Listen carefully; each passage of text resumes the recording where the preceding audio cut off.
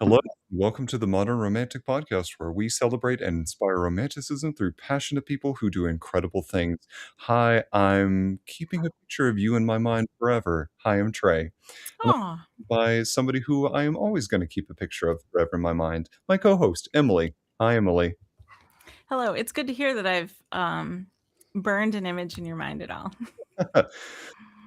I don't have a witty retort to that, but it is. Uh, no, we have known each other for quite a while, so it's a friendship that I don't want to get rid of. Yeah, same. For sure. Yay. How's your week been? Good. I got some cool news this morning. Ooh. Yeah, I entered at the very last second a photography contest. Hmm. It is with the Writing Fae, which is a literary publication, and they were looking for photography for their cover for their June edition. And I thought, oh, well, it's kind of a spring theme. They wanted kind of something with fairy. And the deadline was literally within like an hour and a half of when I saw the post. And so I went, oh, let me get on this. And so my first thought was the tea party photo shoot that we did for Modern Romantic a few years ago. And I thought, well, those images really didn't get much traction anywhere. And I thought, well, let me share them. Maybe they'll like them. And like they accepted it. So they haven't announced it yet. So this is kind of, I should let them announce it. That should be their big news. But not me. I won't be on the cover, but my work will be on the cover of the Writing Yay. Fae. Yes, it's very exciting. Congratulations. Thank you. And I won $200. Ooh. Yay. It's something. Yay. No, that's so So, exciting. thank you. Do you know when the issue comes out? June. June. It's the Okay. June edition. So I'm not sure when that releases exactly. And within the next few days, they'll announce it on their social media and stuff. So, That's so exciting. yeah. How was your week? Really good. I do have to keep some of the details about what the story I'm about to share kind of Okay. private, just for reasons that I'll explain. So a married couple, a local married couple, the the wife in this duo has always wanted to perform a particular role in a show, but it's a not Okay. often performed show. Unbeknownst to her, for her birthday, her husband orchestrated a performance of said show and cast the entire show around her so that she could perform this role. Now, they didn't license the show, so they can't like publicize it to keep everything like a private performance and to keep all the contractual obligations, etc. So they don't have to pay the licensing fees for it. But I got to see a show that I've wanted to see for a while performed in a venue that is very surprising for this to be performed in. And I have to say, it was some of the best storytelling that I have seen. There are things that professional theaters could learn from this performance, and it was Wow. stunning. So, really, really, really solid work. So did she have time to prep for it? Or was it like, happy birthday, guess what? Go. And action. They spent 6 weeks over 18 Okay. rehearsals, which is, like, Oh, super short, getting okay. this whole show together, costumes, harmonies, the dialogue, everything. That's Just amazing. and I got to see it on her birthday. So at Oh, the very end of the show, they said, "Ladies and gentlemen, just as one final thank you, will you please join me in singing happy birthday to my wife?" And I'll turn to her and sing. what a story. What a cool gift. It's so good. That's I just amazing. wish I could tell you more details, but I can't because I don't wanna cause them to have to pay I more understand. money. Well, that is, I think that fits well into our modern romantic theme. It This does. is such a good gift. It My was goodness. it was so good. Um, but, I am truly interested in the stories that our guest has today. So would you do Yeah. us the honor and tell us about our guest? Sure. Tonight on the show, we have Steven Seidenberg, an artist, writer, and photographer whose work explores perception, memory, silence, and the often overlooked. His work feels beautifully aligned with our love of wonder and the strange poetry of the everyday. Welcome to the show, Steven. Thank you. It's a pleasure to be here. Yeah. So I'm curious because every artist's journey into their particular field is always different. So for you, I noticed that some of your photography came a little bit later than some of your writing, but I'm curious which came first, photography or writing? The chicken or the egg? Hmm. You know, I've been doing both for a long time, and long before I started publishing or started showing and exhibiting my work as a photographer as well. But I was uh, also, I mean, part of my practice and certainly part of my life as a writer and part of my way of thinking about photography has to do with my life as a philosopher. And I went to graduate school for philosophy and taught philosophy for a bit and was focused on that career for a little while before I I returned to a, a more uh, dedicated practice or undistracted practice of my uh, artistic endeavors, as it were, as a photographer and as a writer. Still using a lot of the materials and thinking through a lot of the problems and questions that I had as a philosopher and that I have as a philosopher, but with a different notion about how that work could seek an audience or seek interlocutors, if you will. So, in that sense, my both all of these practices began for me when I was quite young. In fact, when I was a teenager, really. But after, and I did them all through my undergraduate years. But then, in making a kind of a set of choices about what I thought would, I don't know, be the most fulfilling career path for me at a particular moment. Really, I should say, um, where I thought I could go to graduate school and not have to pay for it. So you don't have to pay for a PhD for the most part, even back then. So it was a way to avoid having to find other kinds of employment as I finished my undergraduate life. How for me, like, the sense of philosophy and art kind of exist in separate spaces. So for you, how do you kind of reconcile between the philosophical part of your brain and the artistic side? Or is there overlap?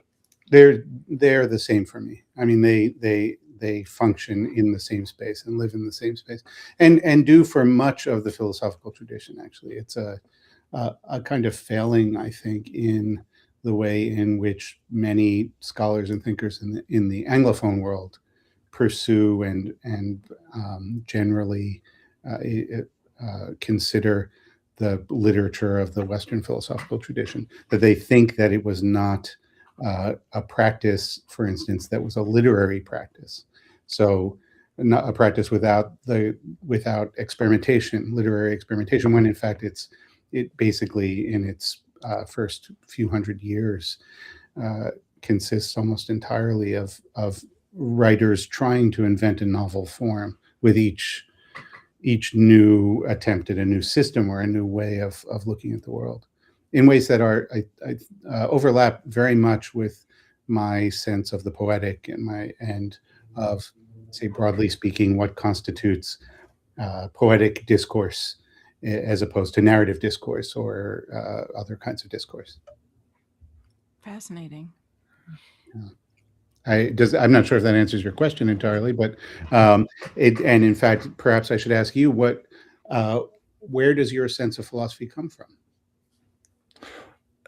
I was not prepared for the tables to turn on me like this. Well, and you But don't have to answer too. I don't mean to put you on the spot. Yeah. no, I love it. I'm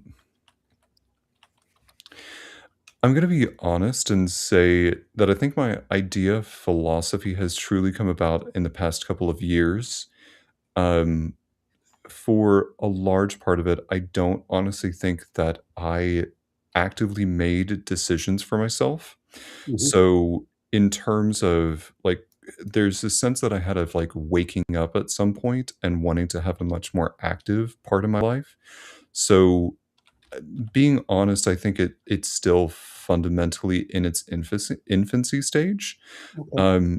So sources or like a true like deep rooted in XYZ concept to be determined. So, Yeah. what a lengthy way of telling you TBD. Yeah. Well, that's an exciting moment, though, in any development of any interest, I think, where it's you don't know exactly where it's going, and even where it's coming from, perhaps. That's, I think, in the right approach on many levels, and I think people often enter whatever we're talking about, philosophy or literature or other things, or even art practice, photography or painting or what have you, through formal structures that uh, art can be fantastic, of course, but I think often don't have room for the play of indeterminacy that you're describing.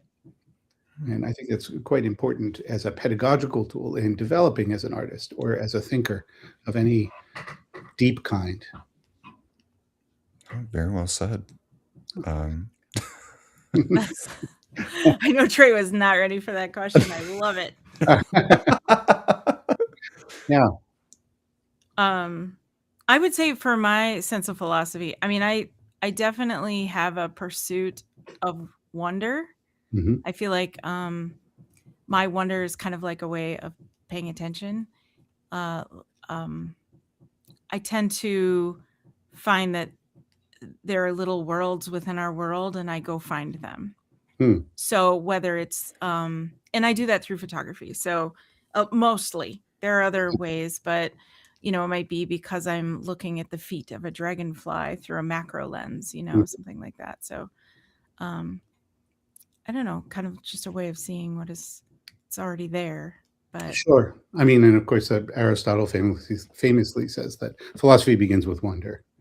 That is hmm his claim. On some level, I think I always like to joke that philosophy begins with boredom, but they're the same thing on some level. Boredom and wonder. They abut one another. They're very close to one another. And I think one of the uh, as a as a pedagogue at some points in my life, I like to say that the place where one finds oneself bored is often the place that we need to actually think about what's going on and spend a little more time focusing in and sitting in boredom, allowing that to overtake us and seeing what happens and seeing what comes from that thing that we are dismissing as not as problematic or offensive or whatever, but as boring in particular. hmm do you find that's one thing that I've always struggled with is I don't feel bored often. Yeah. And so sitting there and being quiet in a way to take those moments to pay attention or to let my imagination do some work is something that I have to do more intentionally. Hmm. Do you find that to be true for you too, or do you approach it differently? I think I've trained myself into it in a fairly rigorous way. I mean, my practice as a photographer certainly, and perhaps we share this on some level, is a kind of focusing practice. It Mhm, it it is similar to, I'm also, though not in a public way, a musician, say. It's mhm, similar, photographing is similar to playing music or writing music or even mhm, listening to music on some level. Um, and when I'm writing, it can be the same. It depends on how active the moment of composition is, whether it's, say, a, a time of really fastidious editing or not, which is a large part of my writing practice for sure. It's also a large part of my photography practice, I would say. So I'm sure. not sure what your photography, how your photography, how you pursue it, and congratulations on your cover, your magazine cover. Uh, Thank you. that's great, and it's. I don't know if you show your work or have started to show your work, or if this is kind of a first step in doing that for you. I have 2 galleries right Okay, now showing, great. no, I take that back. One has ended. I'm in one right now. Okay. So but I don't know where if that's I feel still like a beginner. Hmm. Starter. That was great. A beginner. I still feel Sure. like I am just starting, for sure. You're like a sourdough Right. starter. I'm just a starter. I'm just gearing up. I'm just starting to froth. So it's yeah, so it's the magazine cover is not new to me. Well, maybe the cover is. Have I been on a cover? Hmm. I don't I have been published many times. Oh, So and that's not to brag, it's just a fact. sure. And I actually don't know that I've had a cover before. I Hmm. would have it framed somewhere, I think. So I think I have not had a cover. So this might be my first cover, and that Right. is exciting. And the fact that these are not people that I already knew, which is also kind of a nice thing. It wasn't like because I knew somebody. Right. Yeah. Right. That's good. Yeah. Thank you. Yeah. And I understand what you're saying. And I don't know. So you've had this practice for a while, I assume. It seems like you've been doing this for a while. Photography, yeah, since I could hold it. Well, I got my first camera in high school, so yeah. Oh, yeah. There you go. Me too. I mean, which was, I think, considerably before you were in high school. So actually, I got my Maybe we could debate about that, but elementary we won't school. do it. No, we don't have to talk about it now. But when I was in elementary school, I got my first camera, which was like a brownie. It was a box camera, and Okay. Ooh. so it was a fun toy, and I had an uncle with a dark room, so Fascinating. Okay. it worked out in that way. But for me, the photographic practice is a conceptual practice in many ways. So I'm really only interested in making work, and this is not. I like work that isn't like this, but in terms of my own practice, I only make work in series uh, and only in large series that allows for uh, some kind of repetition of form that is Fascinating. Okay. discernible from one image to the next, which has a similar character to the way in which I use repetition in my writing and the way in which I think about conceptual art in a broad sense. So, are you ever like on a walk somewhere and go, I wish I had my camera with me to photograph this moment that I'm seeing? Or are you always just, because you said the word only, Yeah. or are you always like, if it's not a bent pipe on the exterior of a building, I don't want to think about a camera. Yeah, if it's not, it doesn't have to be a bent pipe, but it has to be part of the series. I'm not like, "That's cool, I think I'll take a picture of it." I'll Okay.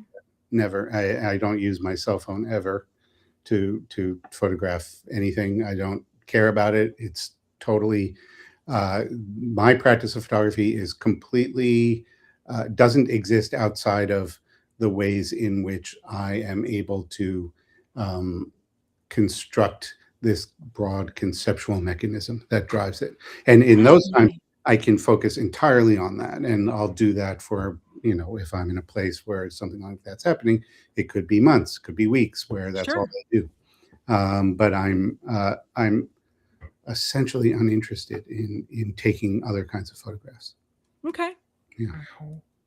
That is a level of diligence that, frankly, I don't see very often. It does feel like self-control. Yeah. Yeah. Oh, oh, that's interesting. I mean, for me, it isn't a control mechanism because I really just don't have the interest. It Okay. just doesn't. So I don't have to convince myself, oh, I don't want to do that. I think, what would I do with that? How would that help? How would that express Yeah, it something just I want to passes. express? Yeah, Yeah, that makes sense. yeah. It's a. Sure. I mean, I still am. I'm constant, of course, as a photographer, and you know this very well. You frame all the time. Your vision is a form of framing. You're thinking about it. You think about light. You think about how it works, and that's true as a painter or as in other kinds of visual work or fine art practice.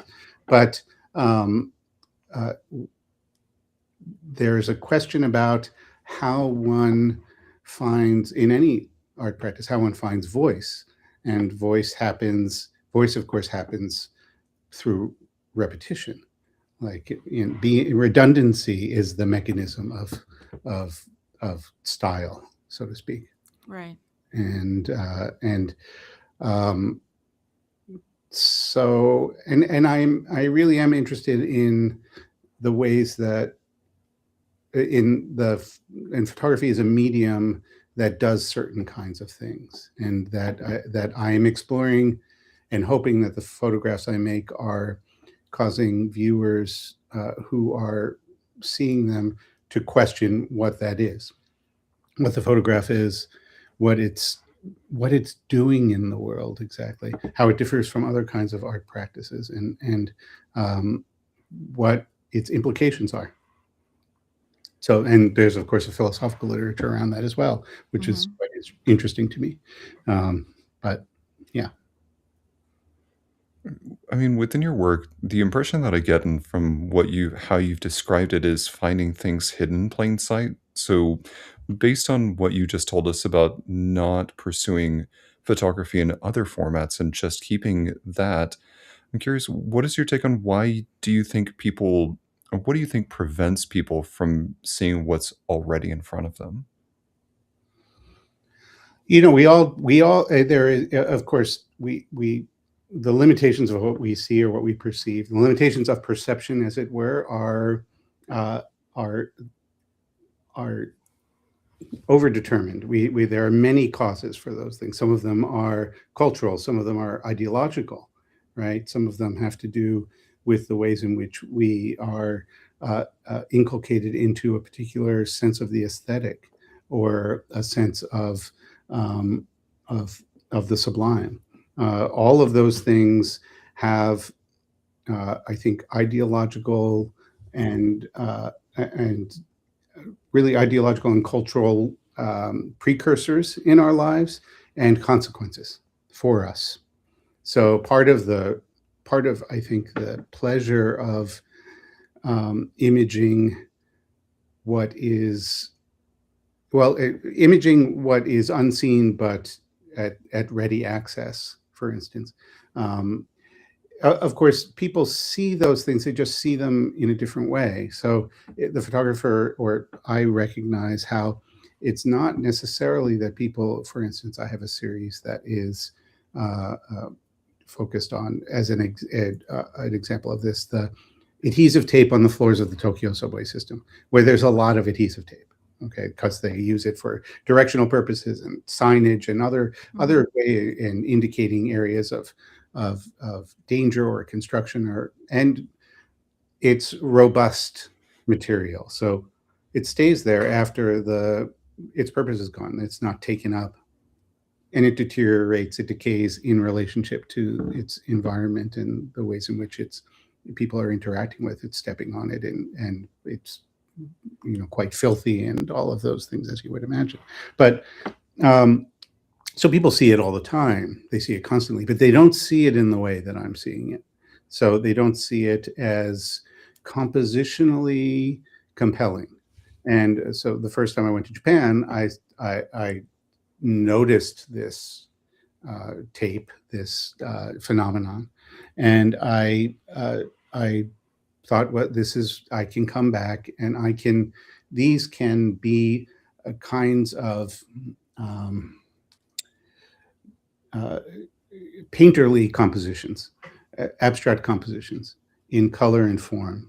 And I can use them to do what I find so interesting and compelling in some other visual contexts.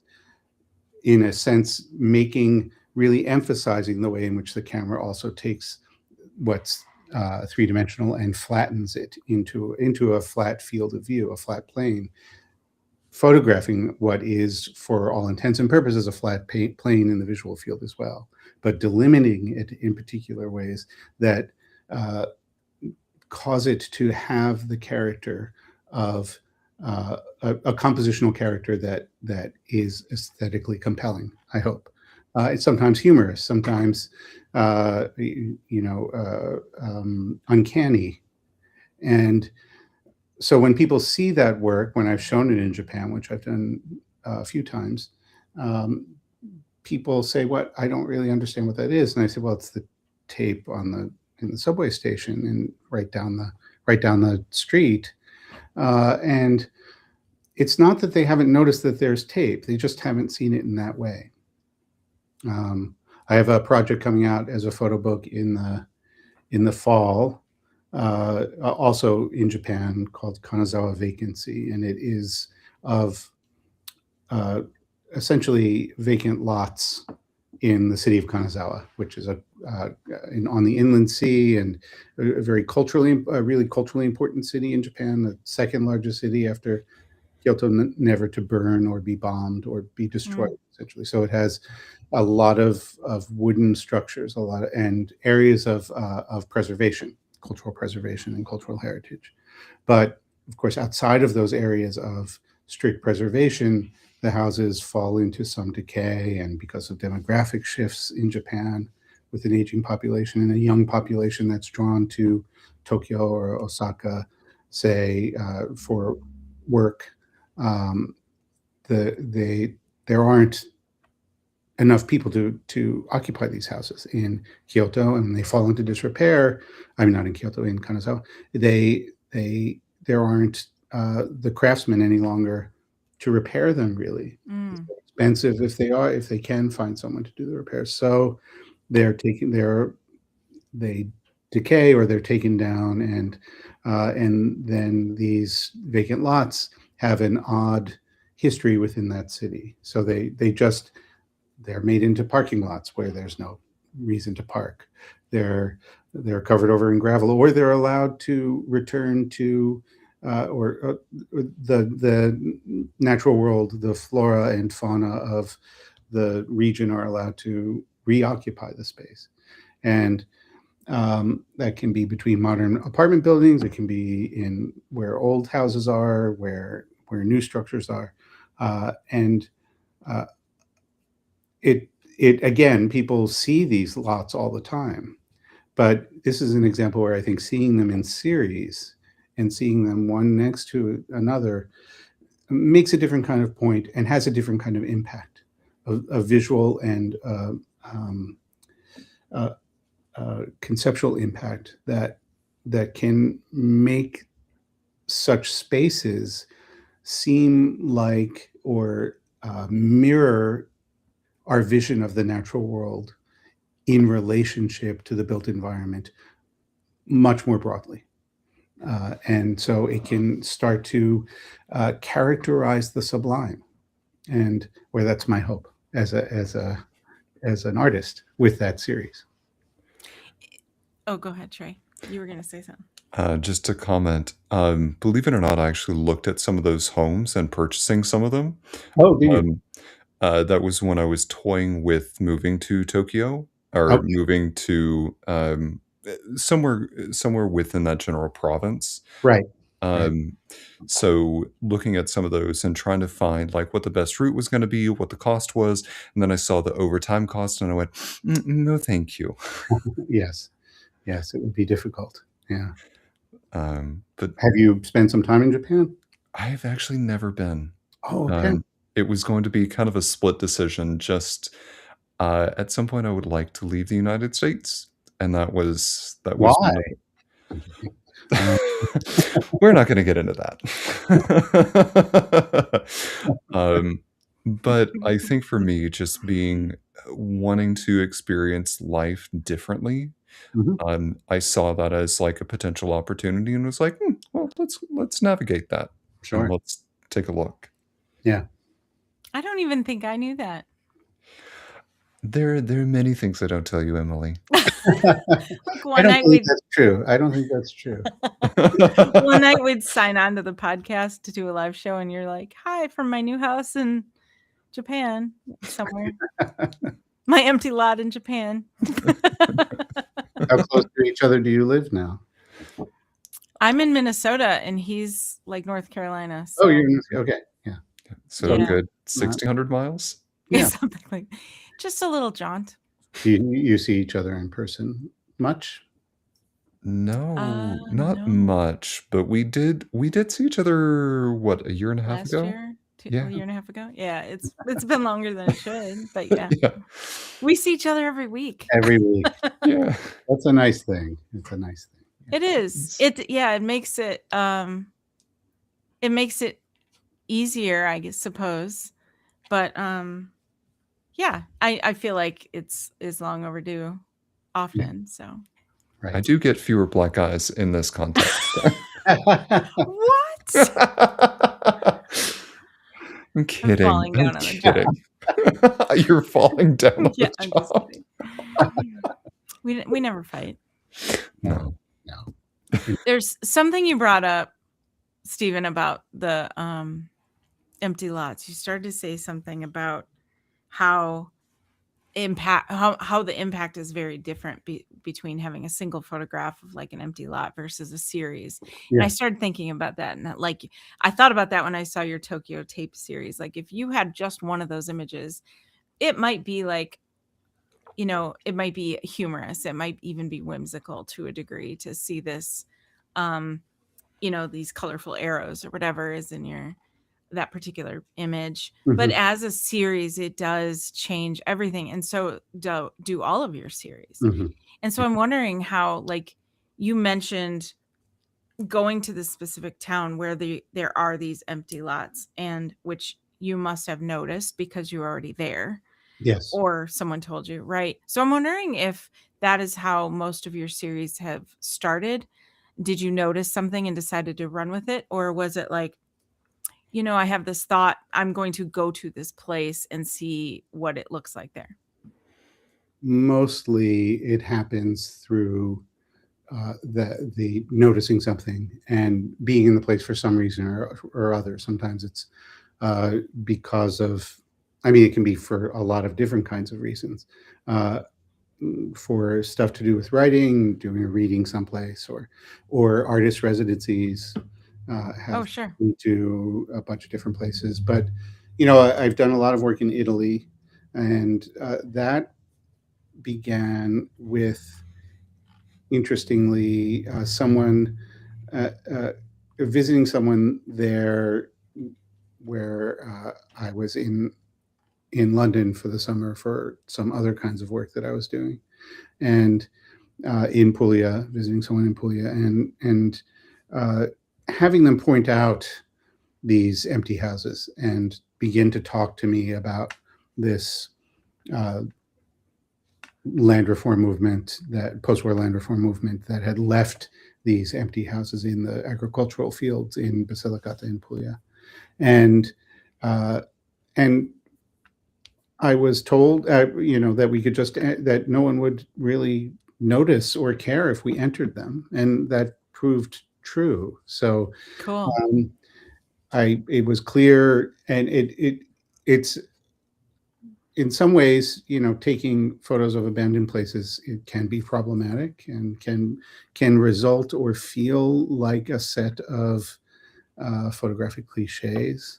And part of what was necessary to bring me to this kind of setting was, again, this sense of the political and social history that was in evidence by virtue of taking these photographs, and also the ways in which it had been purposefully ignored, the ways in which the houses themselves are were evidently shameful to people in Basilicata and Puglia because this movement had failed, even though, of course, it has nothing at all to do with them and everything to do with the program and the way in which it was set up to fail. Mhm.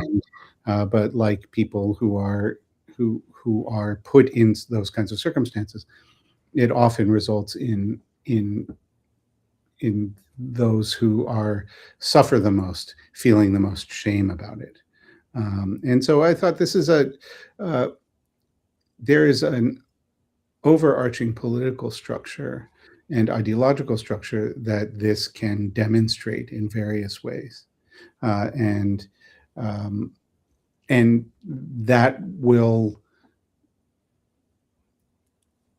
mitigate the ways in which the images appear to be preying on the the sense of loss or nostalgia and things like that.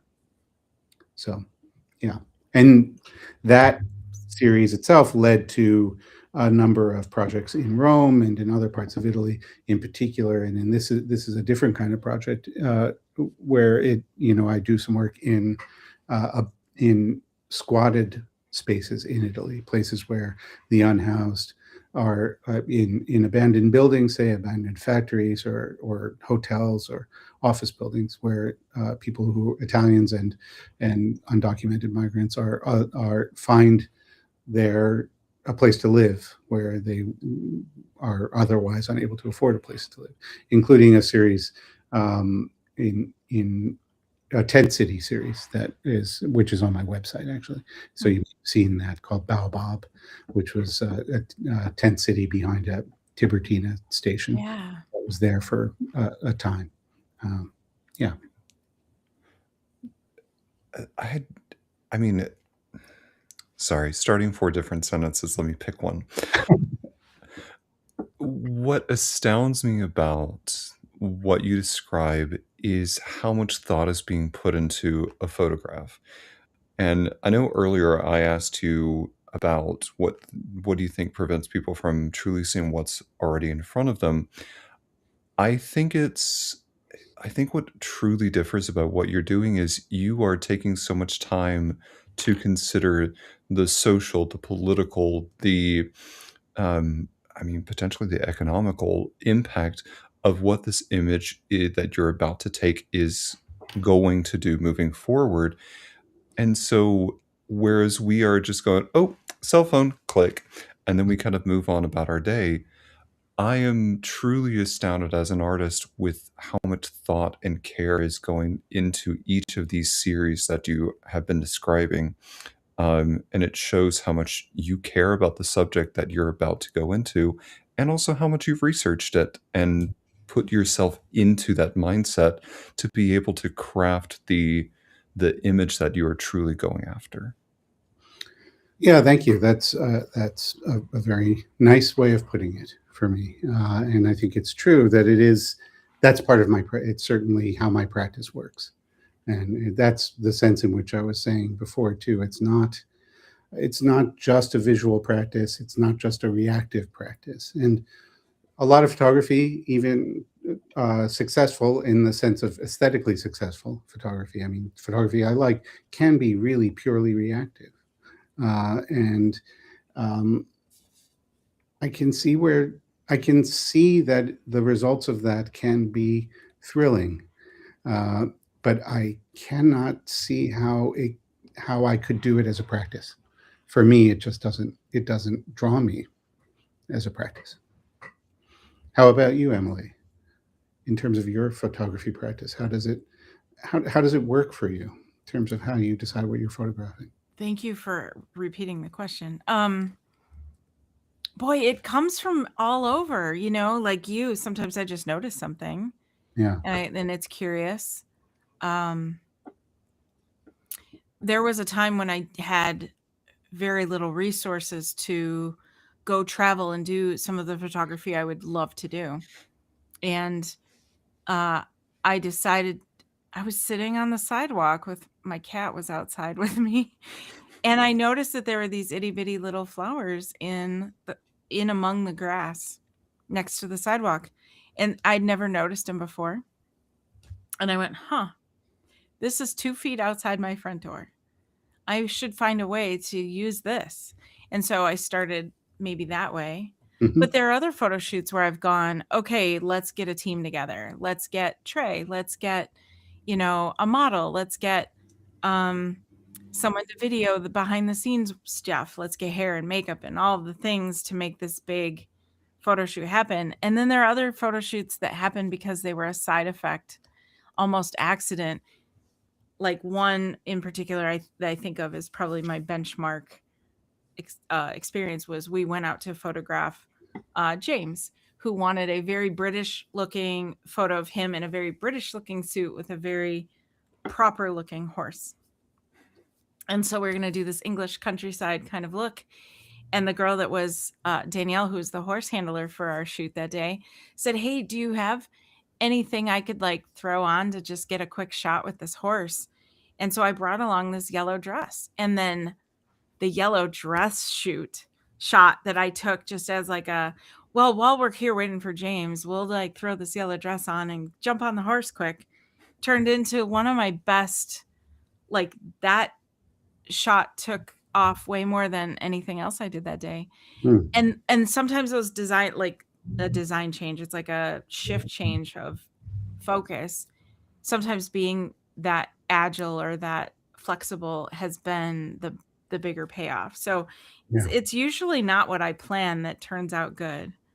Right. I mean, Yeah. and I totally get that. I mean, it's sometimes there is, and the word is aleatoric, an aleatoric element to the photographic practice, right? You Things happen, and Mhm. they are we use the word, we capture them somehow. We Mhm. make the random, the unexpected feel necessary by freezing it, by holding it.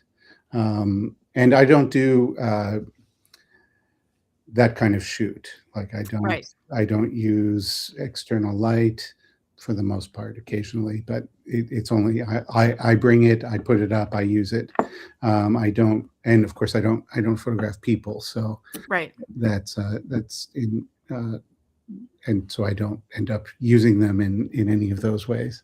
I will say I work with an anthropologist and archaeologist named Carolyn White, who's also my wife, and Oh. we Mhm. we do this work together quite a bit. So she writes a lot about the work, and she also in situ can help to assist with some logistics. You know, if I'm uh, bent over for a half an hour at a Tokyo subway stop, you know, she can sort of stand between me and the oncoming traffic of people until I simply she can't hold them back any further or divert them any further. Right. Yeah, That's helpful. it's It's very so helpful.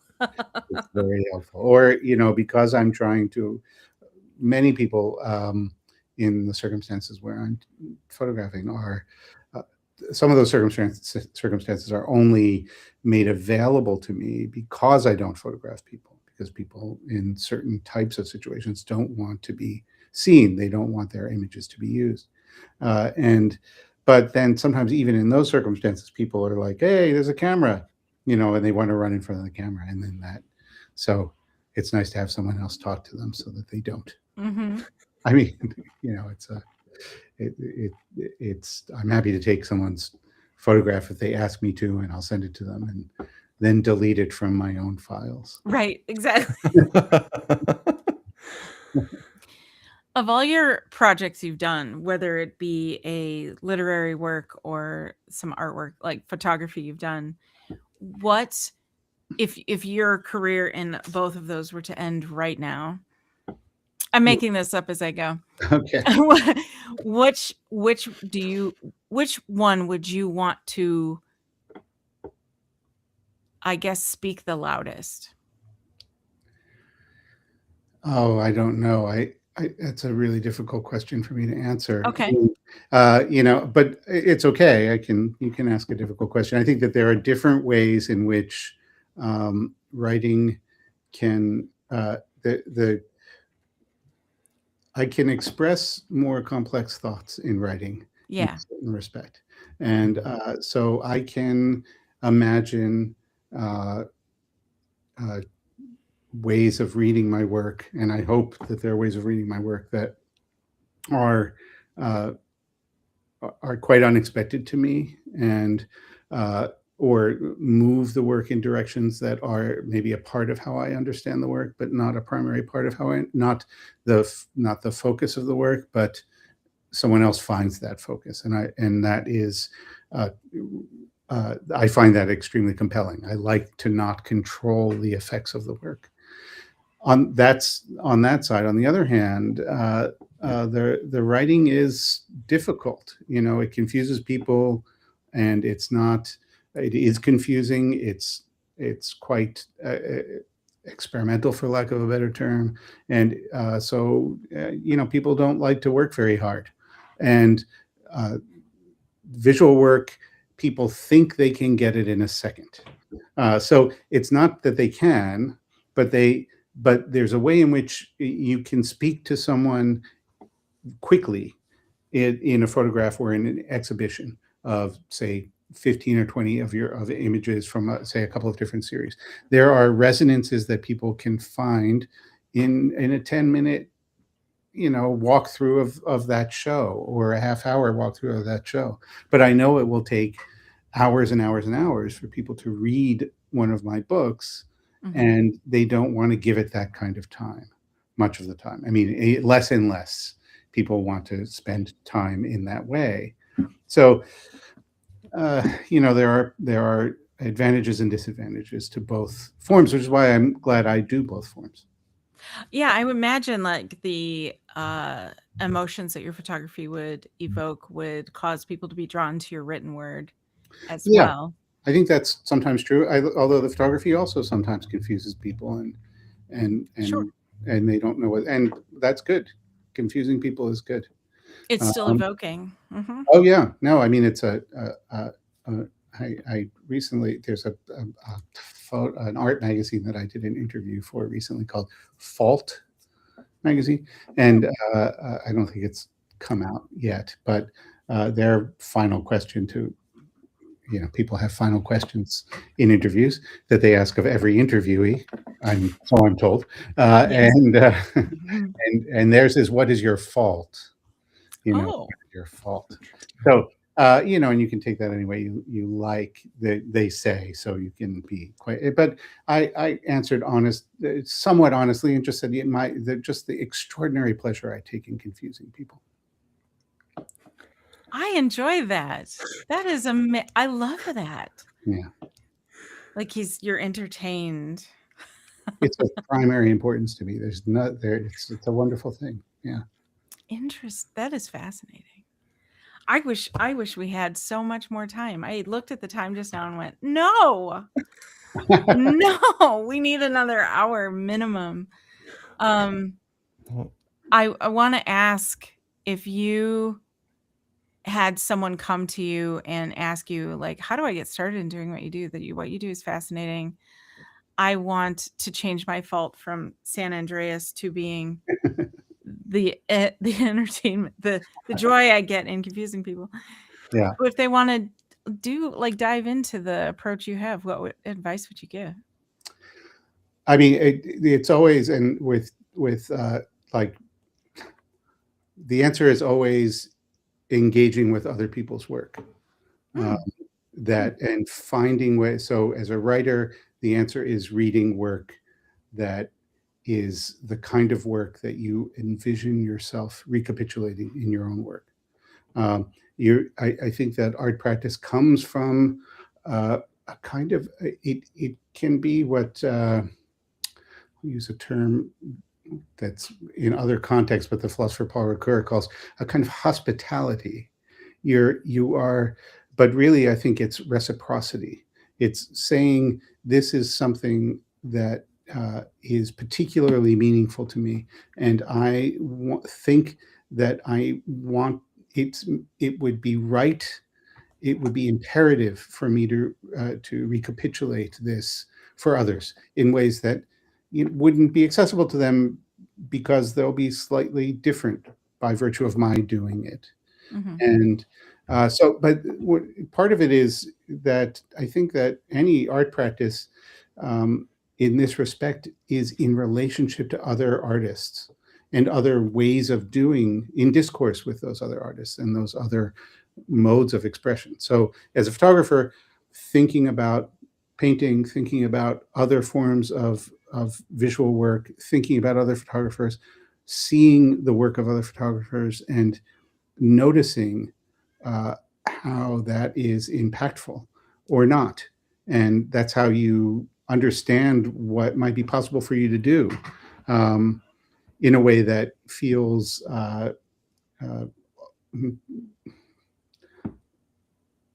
for lack of a better term, authentic to one's own vision. Um, but what you can't do is just say, okay, I want to write, so start writing. I don't read, I just want to write. And this is something that happens, people, or you can make photograph. It's a part of the problem with the photograph, right? Is that now everyone uses a camera. mhm. Um, They don't make photographs because my general um, notion or the way I express it is, a photograph is a thing that's printed, and if you're Right. not printing, you're not a photographer. You might be a content creator, but you're Okay. not a photographer, and that might be a fine thing to be, but you're not a photographer unless you make photographs. So unless things get printed in some way and have a life outside of a screen, and uh, that's fine. Uh, the problem with the sort of constant photography that we see that people make is that it doesn't have a relationship to other photography. It doesn't see itself echoing or speaking to the work of other photographers. So it's not really an art practice, and most people don't think of it as an art practice. They think of it as a documentary practice of their own lives, a kind of self-promotional practice, that sort of thing. For the most part. Yeah, Yeah. I mean, It's 95% of the people who take photographs nowadays, which is 95% of the people in the at least in the industrialized world. So sure. Yeah, this isn't art. This is just what I had for dinner. Yeah. yeah, right. Mhm. Not and there are ways of you can, of course, there are. Uh, if you look at my teacher as a photographer as an undergraduate was Stephen Shore, who is a great photographer and one of the uh, I think one of the most important photographers of of this century and the last, and uh, and some of his photographs from the 70s are of breakfasts in diners, and uh, those are fantastic photographs Sure. because he knows what he's doing. He knows how to make that photograph to go to what you were saying earlier, Trey. How to make that into something that no one has ever seen before. Yeah, exactly. Well, this does bring it to us. Before I ask my next question, Okay. um, I do have to ask this. Would you come back to be on the podcast? Yeah. Yeah, Please? anytime. You guys are. It's really a delight to talk to you both. We need a part 2 at least. Okay, I Please? feel like this anytime. is I would love to. Yeah, the shortest hour ever. I say that I I say appreciate it. I'm thrilled to say that often enough, but I really feel that tonight. Oh, that's very We definitely need more time. yeah. I would love to come back. Yeah. Perfect. Yes.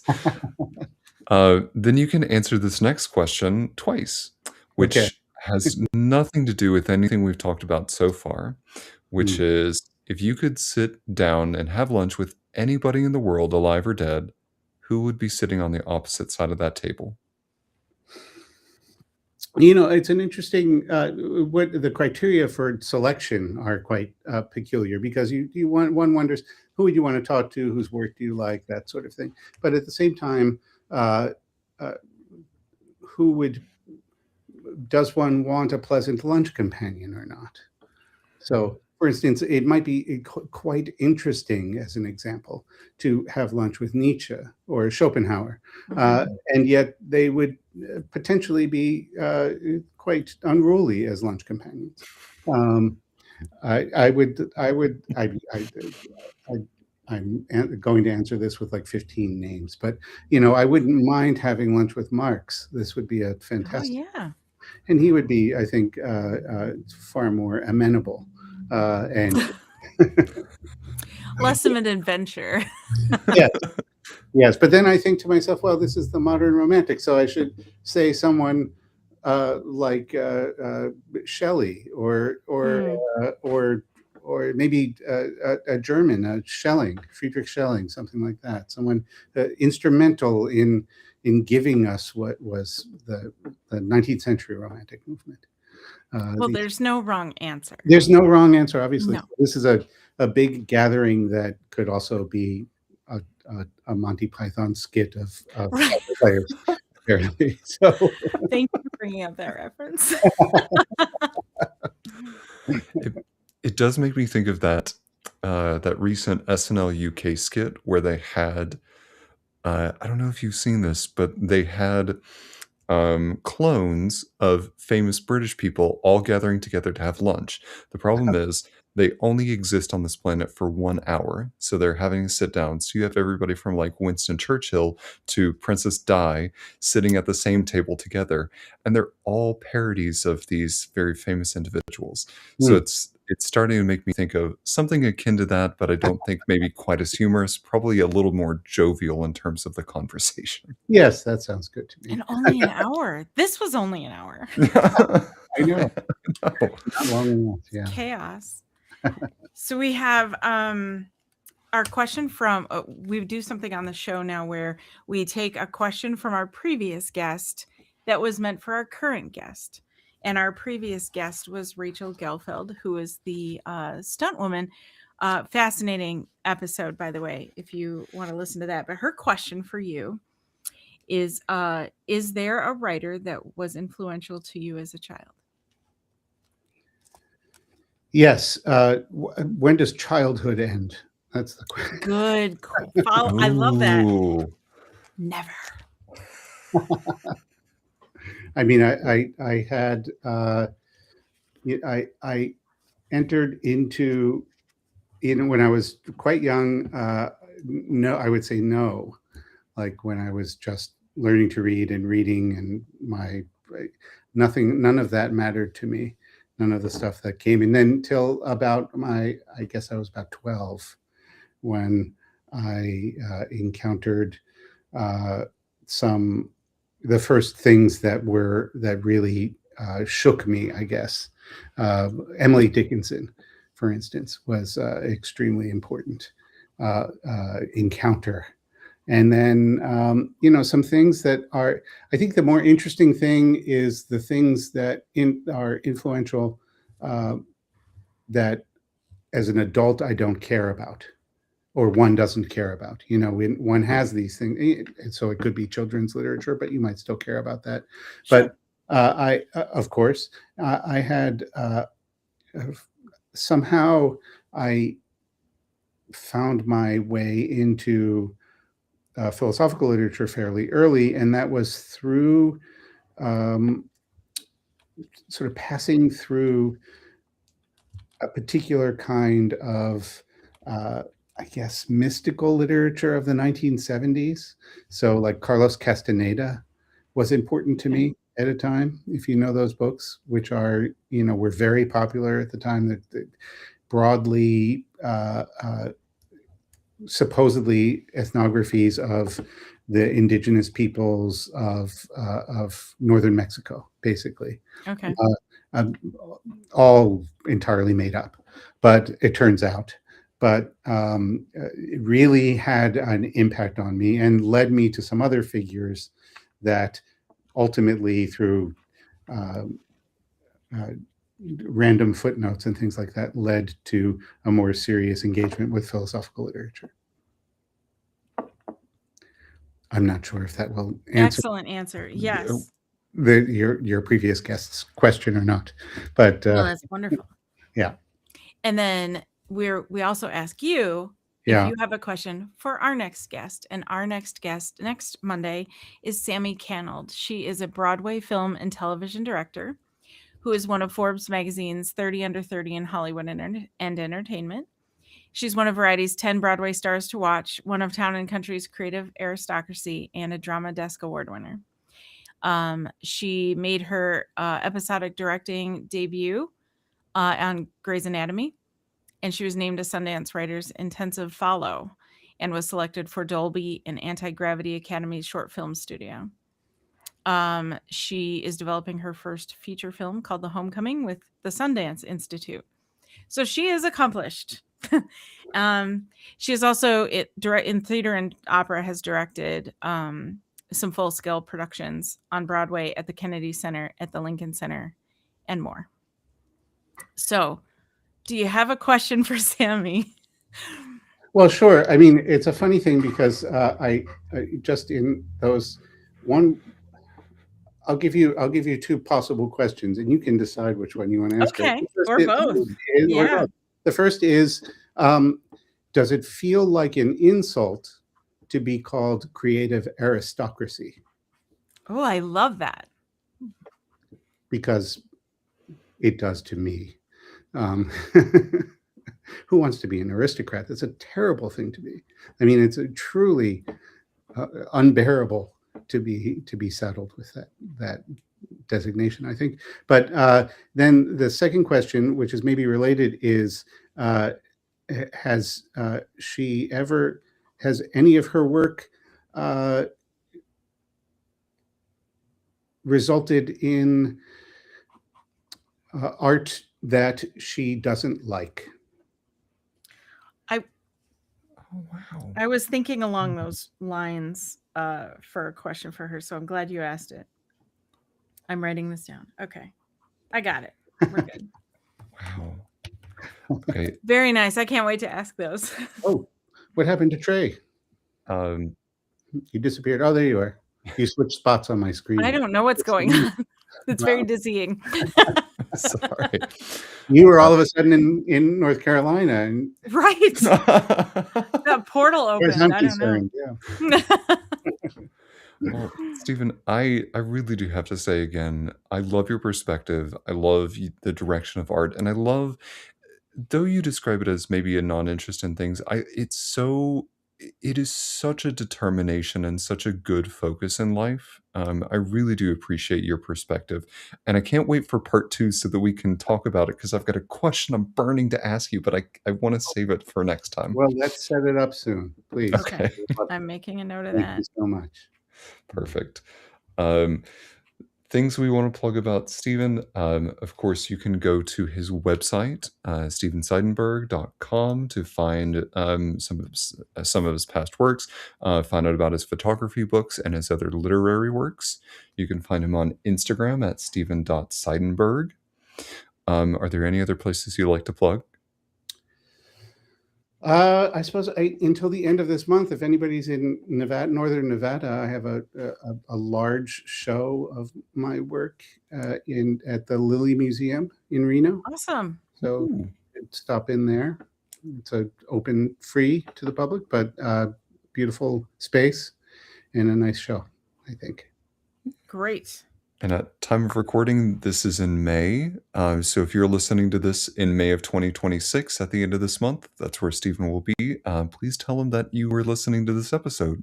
I won't be there at the end of the month. It's just there through the end Just of the work. Oh, is just there. the work. Yes, Okay. I was there. It's been up for a couple months already. But yeah, anyway. It's Go all good. look. Go take Go a look. look. Yeah. But tell me, send me an email. Tell me you like the work. Yeah. It's always Please. Yeah. Well, thank you so much, everybody, for tuning in. We really couldn't do the show without you. You can find past episodes at themodrom.com or wherever you get your podcast episodes. We're also on Patreon. Search for The Mod Rom on Patreon. Thanks so much for tuning in.